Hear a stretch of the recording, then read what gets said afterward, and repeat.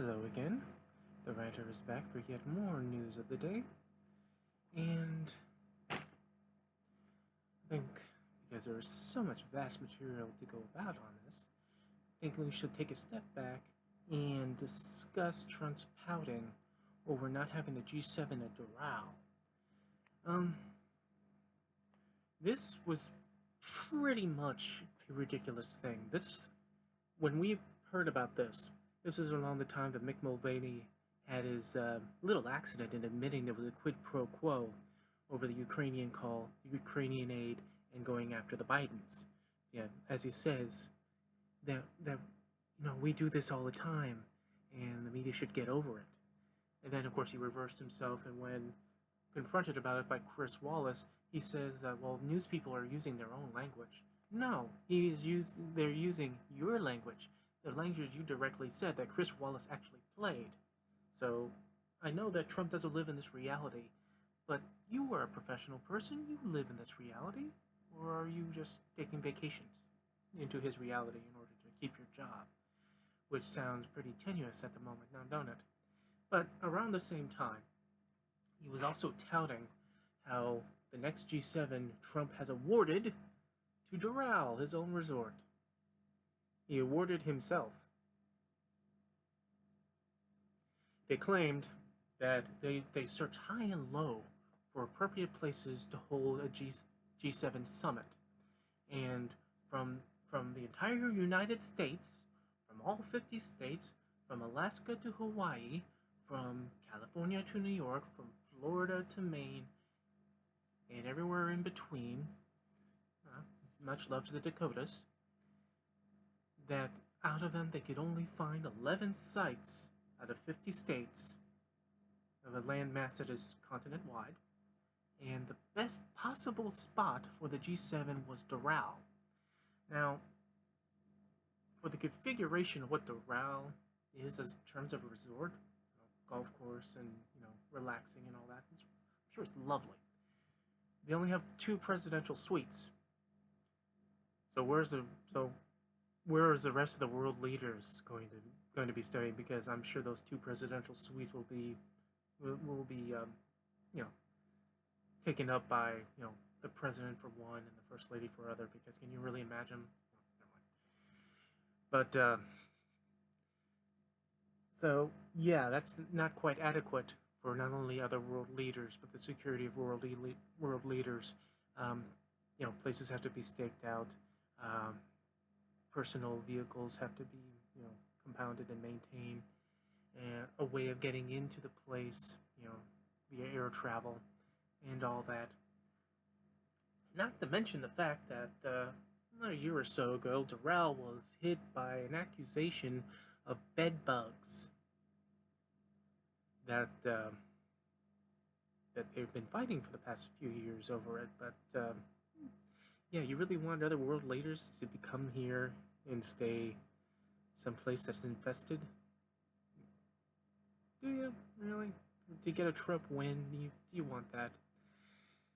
In any event, as soon as it was mentioned that this was going to go to Doral, a huge backlash came from that, and not just from us hardcore liberal Democrats, but everyone in the spectrum, from Democrats to Republicans. Because along this same time frame, we not only have the quid pro quo issue that was going on with Mulvaney, that not only from Ukraine and Trump and Rudy and his minions, 2 of which, actually what, 2, 3 now, have been arrested, and 2 of them posted bail, but 1 is still in jail. We have all that going on, and then we have the Syrian issue going on, all churning around at the same time as this Doral thing. So, because of the backlash and the pressure and realizing this is a naked violation of the Emoluments Clause, after a few days they decided, no, we can't do it. We can't have people crammed into my resort and no doubt spending their money on my shit and making me rich, but not really making me rich because, as Mick Mulvaney says, yeah, they're not going to gain a dime from this. Really? Come on, people. I know I'm an adult. but I'm assuming you're adults too. Some of you, maybe. Are we suspending the disbelief that Trump wants these world leaders to stay at his resort because he's in the hospitality business? Yeah, that was the excuse. That he just wants to show people a good time and an inadequately functioning facility to hold world leaders and their security and their entourage. And I'm sure none of them is going to buy a single thing from the merchandise that Trump would be having on staff, waiting for to be sold. Really? Okay. Uh, so, no, so Trump doesn't get that. And so then Trump throws a temper tantrum like on TV because, it's them Democrats, them the wild, hardcore, unfair Democrats that are just not letting me have my fun, not letting people stay at my resort.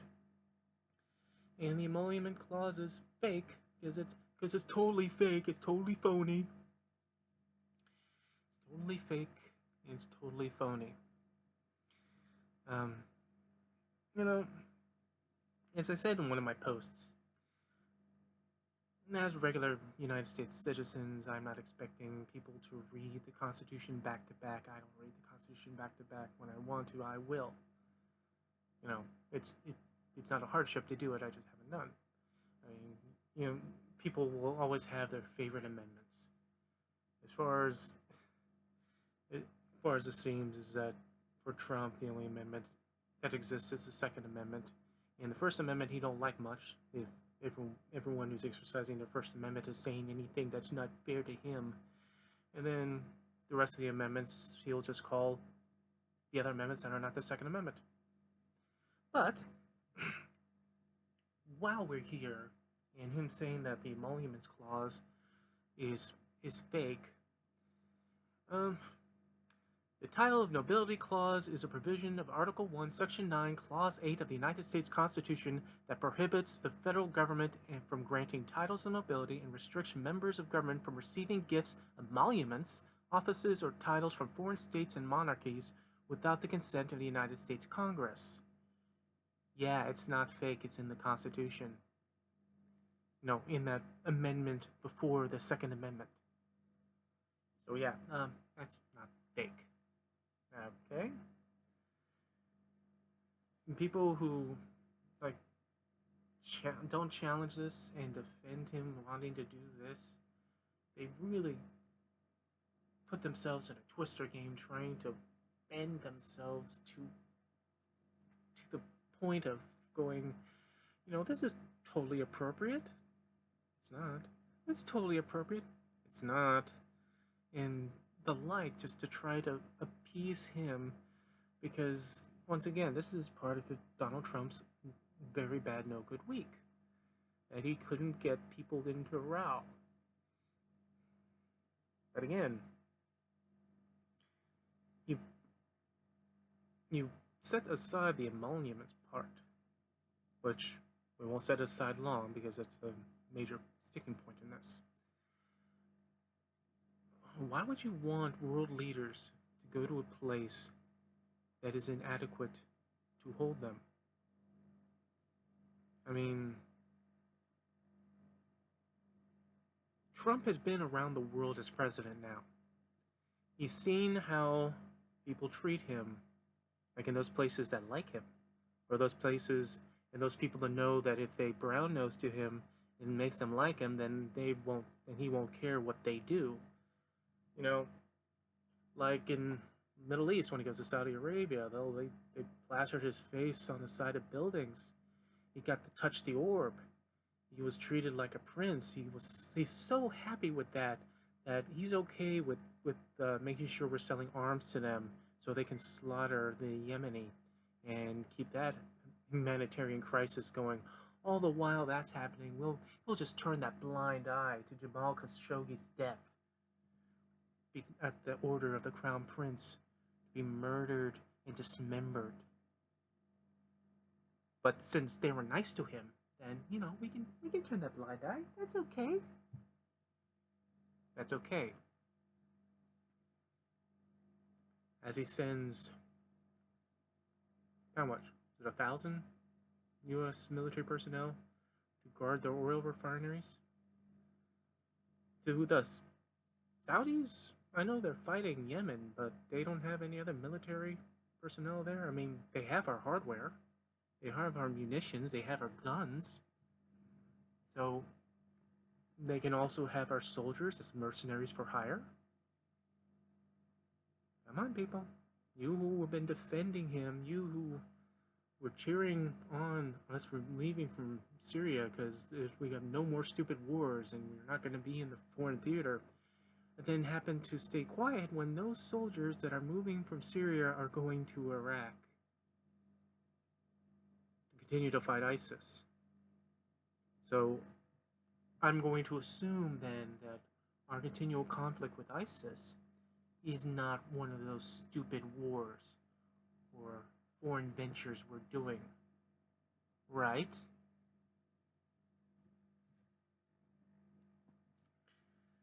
But you treat, as world leaders know, those who, the ones that actually do try to treat him very good, are generally those who don't give a shit about democracy anyway.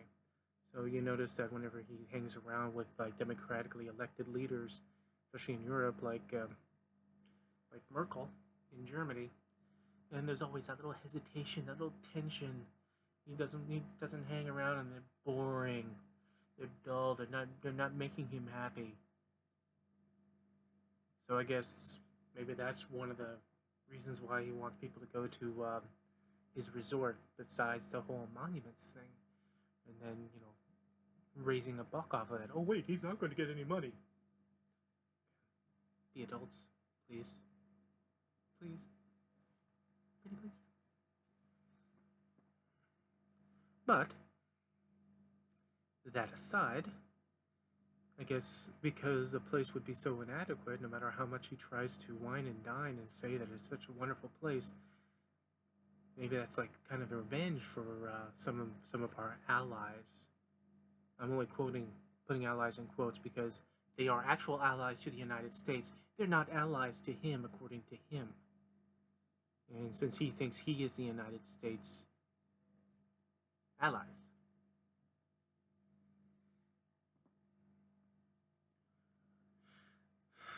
So yeah, he doesn't get to have his way and people to stay at Doral. I'm insulted in the idea that there are only other 11 spots in the whole of the United States that could house world leaders to do a summit, to do a G7. That is kind of offensive, to think that throughout the United States they claim there was only 11 spots other than Doral, and Doral happens to be the best one. They actively insult the concept of Camp David, which is the traditional spot for presidents gone by. They think Doral is better than Camp David. Treaties were held at Camp David. Negotiations were done at Camp David. World leaders have stayed in Camp David. And I know we're supposed to treat Trump in this instance as like a concierge of a hotel, but there is official formalities, and not having people in your own facilities is one of those formalities.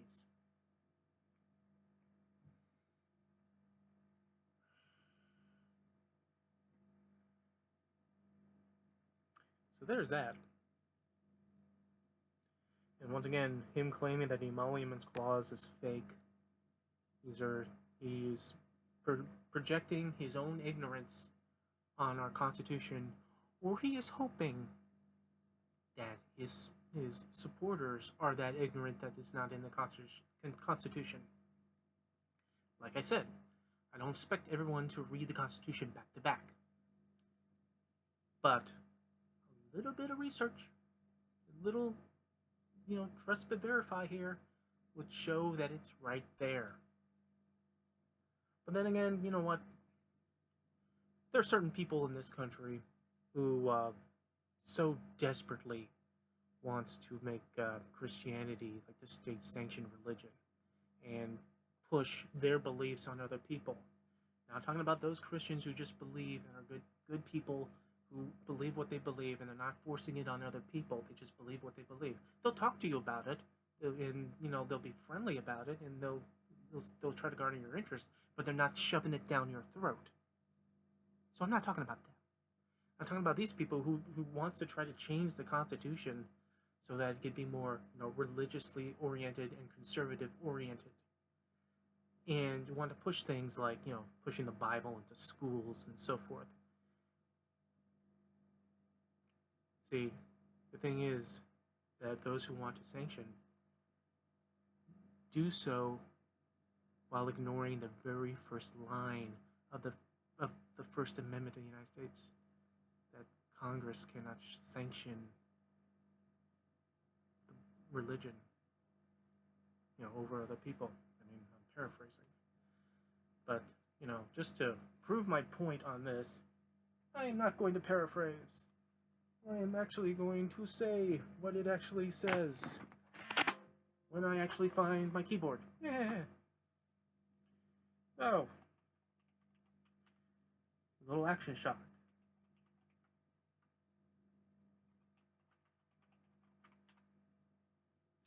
Congress shall make no law respecting an establishment of religion or prohibiting the free exercise thereof, or abridging the freedom of speech or of the press, or the right of the people peacefully to assemble and to petition the government for the redress of grievances. First Amendment. The one above the Second Amendment, the one that's not the Second Amendment, like all the other amendments that are not the Second Amendment. Yeah, that one. Yeah, people who want to push their beliefs and want government to put the iron boot on, to force this on them, would be violating that first line of the Constitution. But that's issue 1. Issue 2 is Trump declaring victory over a crisis he caused. Now, I've been saying on multiples of these videos on my opinion of us pulling out of Syria. And, I get into back and forth with certain people who disagree with this, who don't see the Turkish invasion how I see it, who are very learned of the issues, knowing that there are segments in the population of the Kurds that are violent, not only to others, but to their own selves. The groups like the PKK, who do want to force to create a Kurdistan within the borders of the other sovereign nations. They want to have their own separate autonomous place. And some of the people want that. Other people don't want. Other people don't want to go into that effort. The other people just want to be okay and live as part of the communities in these countries. Can be a minority, but that they're fine where they are, and they want to go and compel them through violence, through threats, and they do horrible shit. So let's not ignore that happening. However,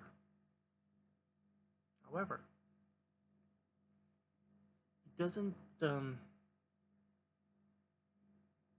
change that our leaving the area doesn't cause a bit of chaos. That us sidestepping while the invasion goes on is problematic and is causing undue devastation and death. And to say it's good that Erdogan's going in, he's going to bust some Kurdish heads, and saying that's good because you're focusing your view on the PKK, for those who disagree with how I see things. You also admit that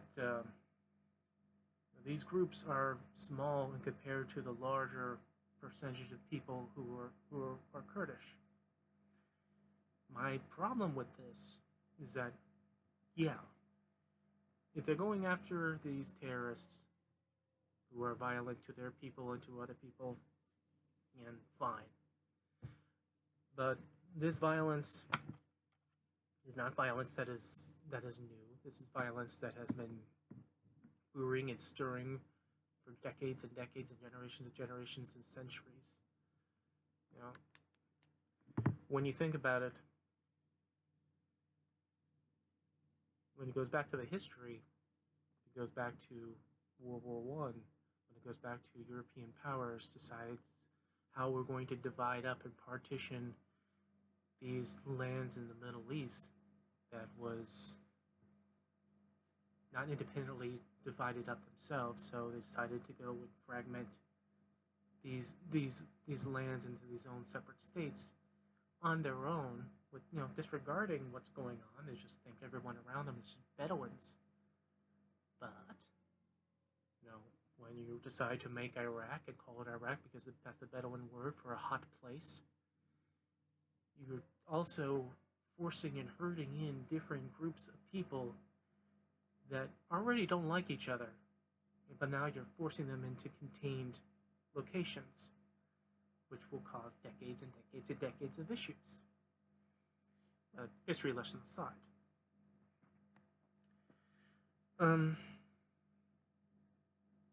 So I have a difficulty with the concept of this invasion. There's already news reports and articles of the Turkish using chemical weapons on the Kurds, as they're displacing them and moving them away from this safe zone. It's still up in the air. I don't know how much of confirmation is, but if it's actually true, then it's not good. If you can guarantee me and everyone else who happens to have a problem with what was going on, that every man, woman, and child that has died are all PKK members, and they're not innocent bystanders, that are only dead because Trump has a sidestep away and allow Turkey to invade. Had that not happened, these people would still be alive. Now, if you can guarantee me that these are all evil terrorists, then I'll grant you that this is such a good thing. But if you can't, I don't think you can. And we're adults here. Innocent people die. Innocent people see their cities burn. Innocent people are told to leave their homes or face death. Innocent people are told to be pushed out of their homes with whatever they can gather before they hit the road.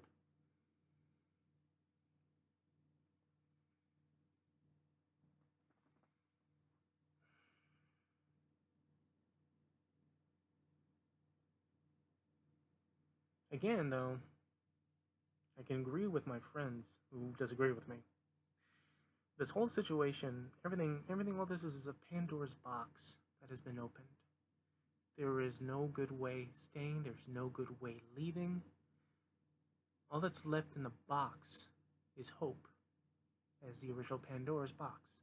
All the horrors were left out, the only thing that was left was hope. Is hope still even in there for this? But, going back to the original point of all this, Trump declares victory over this. There's a permanent ceasefire.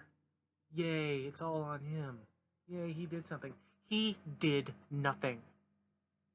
He did nothing. In fact, he said days earlier than this declared victory that the fighting between Turkey and Syria has nothing to do with us. Nothing to do with us. They brought out issues of the Kurds and the Kurds and the Turks, they've been fighting long before us, and there's plenty of sand to go around. Plenty of sand to go around. This is the words of an ignorant person who doesn't like these questions that people keep asking him, so he just comes up with something to try to move along.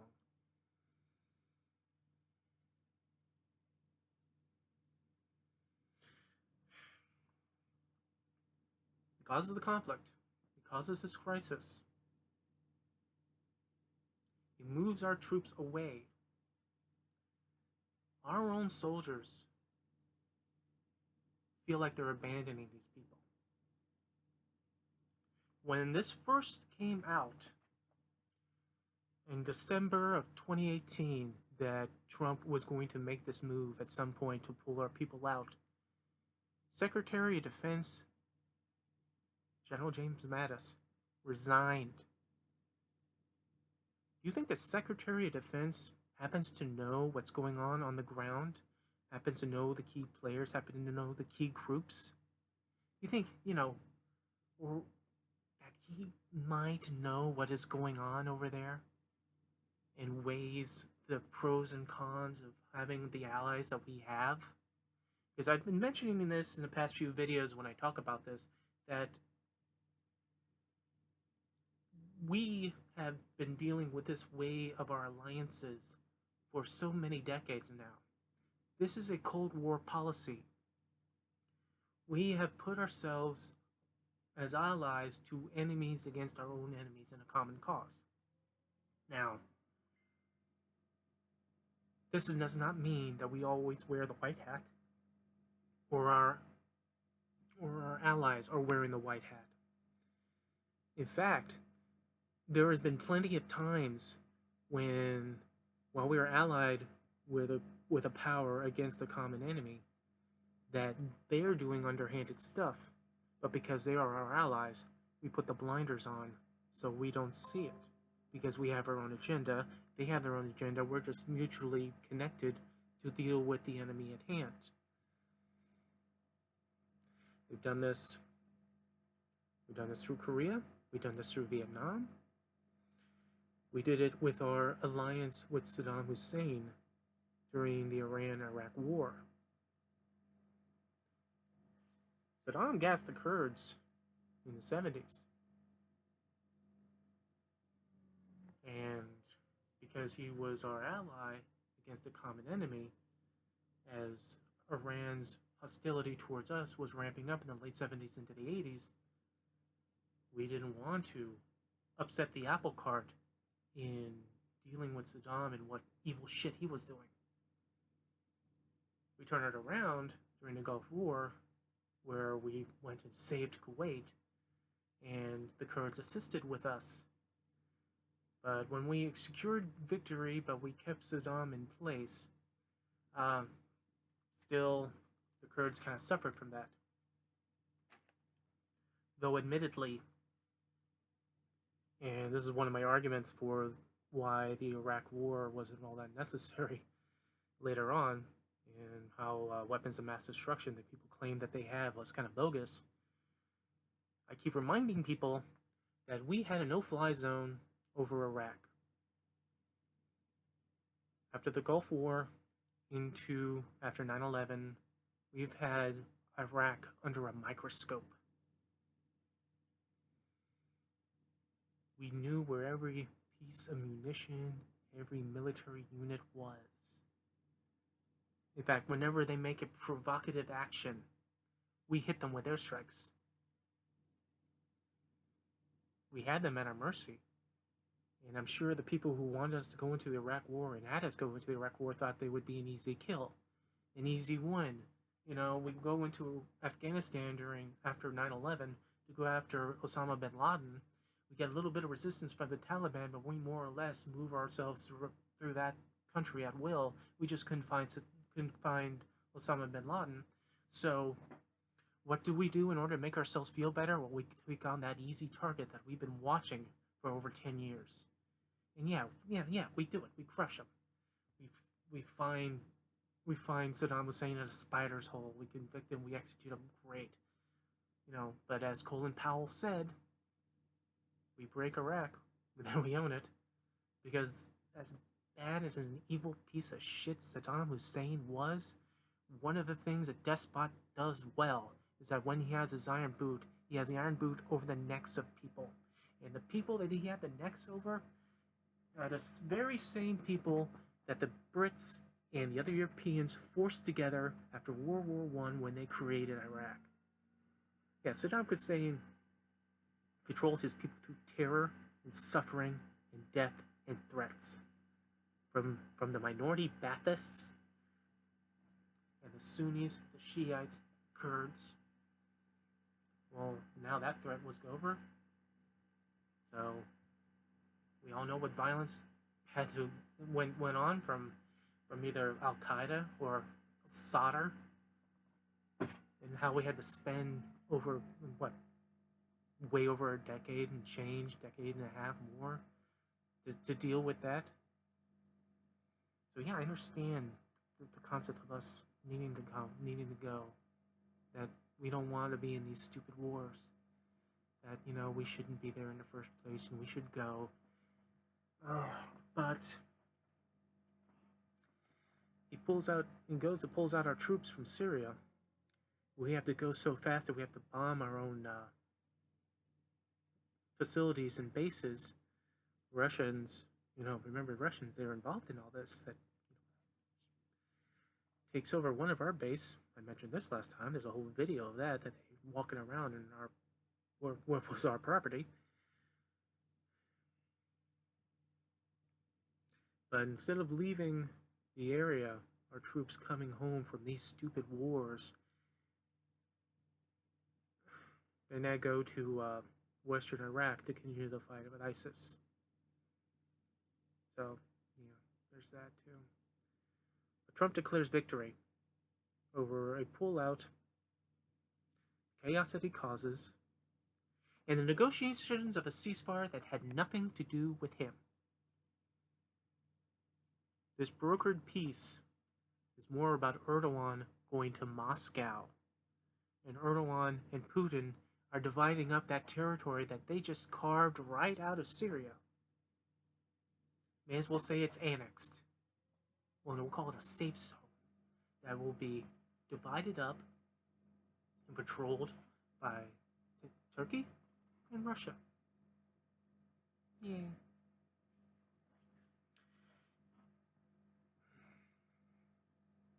Kurds will get displaced. They claim whatever Trump claims that whatever ISIS personnel that was captured, that got themselves freed, are quickly rounded up and captured again. I believe that. But then again, he also said that if they did escape, who cares? They'll just go to Europe. That's a good way a world leader from the United States should be saying. Yeah, who cares? They'll just go to Europe. They'll go to our allies, cause death and destruction if they go and inflict any damage. What do we care? We're Americans. We're over here. It has nothing to do with us. Words of a president of the United States. A little bit angrier than I was in the last video. Sorry. But in the end, what is all this? What is all this, political intrigue, this outrage, moral annoyance and anger over this? Is this something that's going to keep within us? That's going to fester? Or is it transitory? Is it transitory? That's alright. That's kind of the things that I do worry about as a person, as someone who tries to have some form of morality, and hope that we have that with the rest of us as Americans. All right, well, set aside the reindeer game. Set aside the Republicans, Democrats, liberal, conservative, independent. Set aside all the things that divide us. And try to remember the idealism of the United States. Try to remember when we thought that we were the best in the world at everything. That even if we weren't, we had the pride to strive to be better than ourselves. And one of the things we worried about for us who have never liked Trump as president, his behavior, his antics, what he does in terms of anything that resembles a policy in government, we worry about the normalization of what he does. I know some of you do too. I've seen it.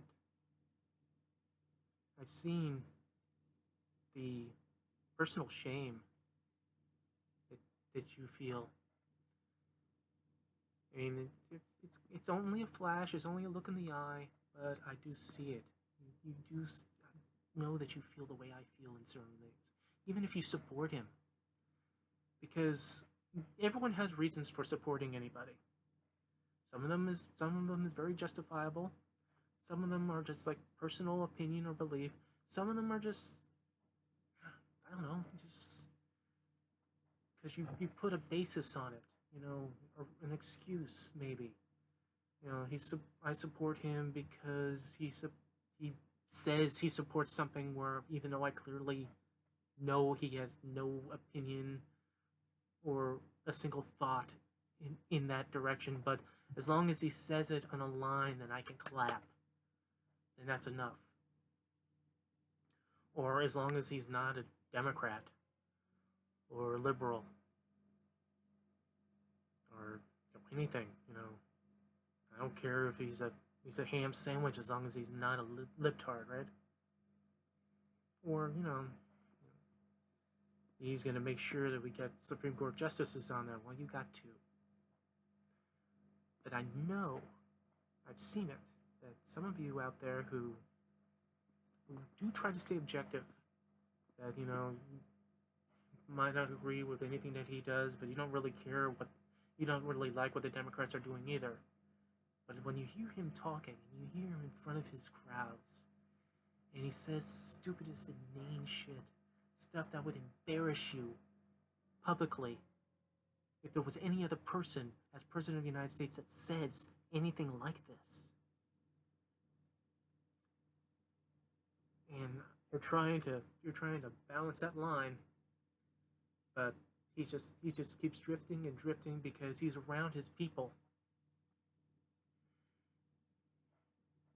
I think there was a codependency between Trump supporters, of the people who are in the rallies, not all Trump supporters.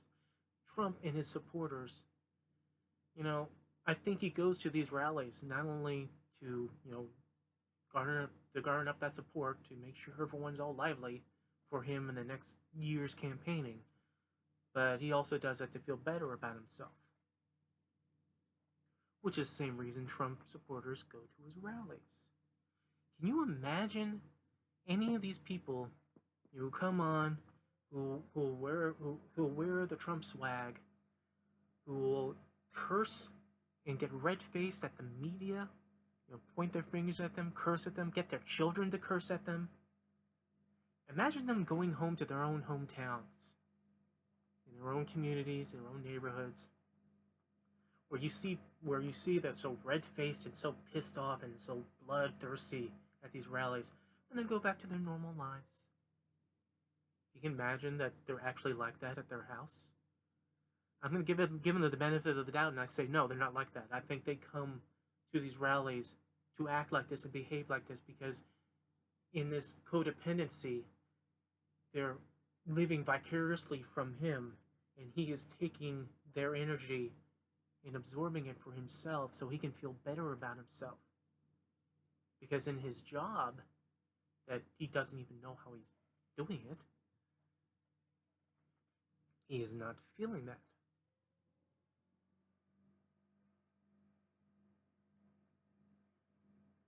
When he was making the statement, or he was declaring his victory, all I can thinking about is that this is not your victory to be had. This is the victory of Putin, and this is the victory of Erdogan. Victory for Assad in a certain way, though I don't know. Unless Assad is so eager to give up a piece of his own country for this, maybe the trade-off is us not being there, so he can do whatever he wants to his own people. And then fine, that's another person getting a victory. Trump says the Kurds are very happy with this, while the Kurds respond and says no, they're not happy with this at all. There's videos of U.S.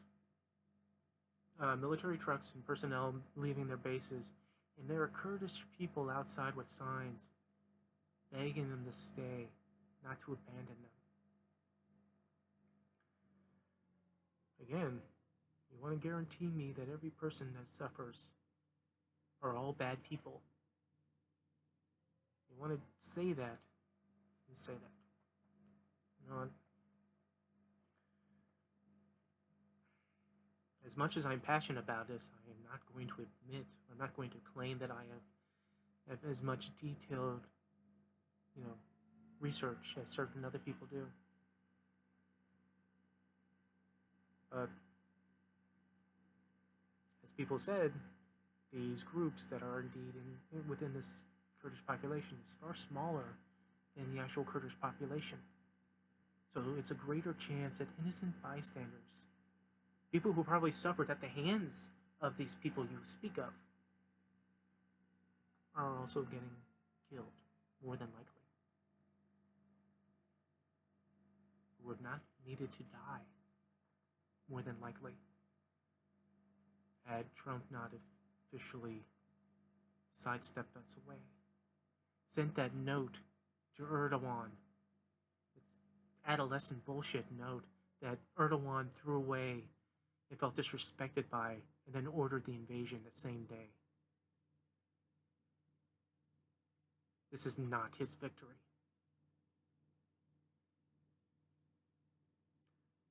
However you fall on this issue, this is not a U.S. victory. Even if you believe that us leaving the area is a good thing for our troops are moving to another area, Western Iraq, to continue the stupid war on fighting ISIS. We gain nothing except making our word become shit to the international community. Because, the Kurds weren't there in Normandy. Another one of the excuses.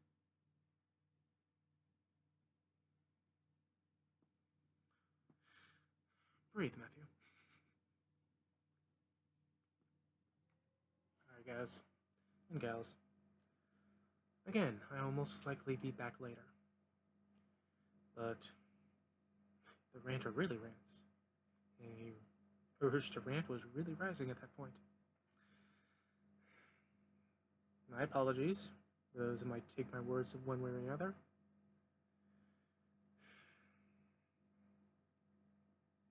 But, for those who I know are listening, you know that even if we're disagreeable, I love our disagreements. And